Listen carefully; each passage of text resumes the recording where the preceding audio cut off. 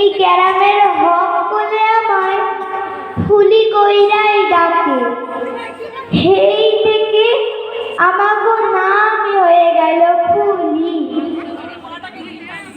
আমাগো বাড়ি কই জানুই? ওই যে পূর্ব বর্ধমান জেলার নারাগোহালিয়া গ্রামে। আমাগো গ্রামে পূব দিকে একটা নদী বইয়া গেছে। ওই নদীর নাম হরি নদী।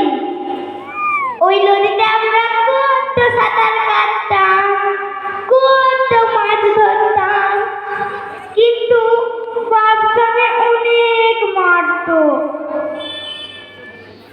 আমার না একটা প্রিয় জিনিস ছিল, সেটার নাম টুনু।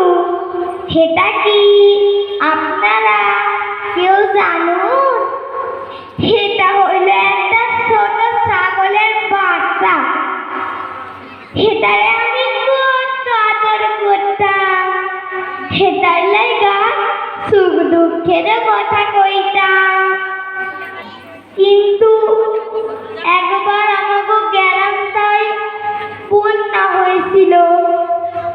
ওই বন্যার পানি আস্তে আস্তে বাড়তে থাকলো, আমাগো ঘরটা পর্যন্ত উঠাইয়া দিল। আমরা সারা রাত ঘুমোতে পারলুম না।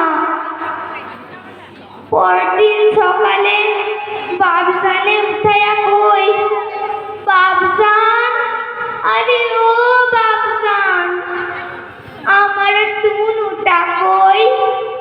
আমার টুনুটারে তো দেখি না। বাপজান আমারে কি কইল জানুন? বাপজান আমারে কইল, ওই বন্যার পানি আমার টুনুটারে ভাসাইয়া লইয়া গেছে। টুনু, আমি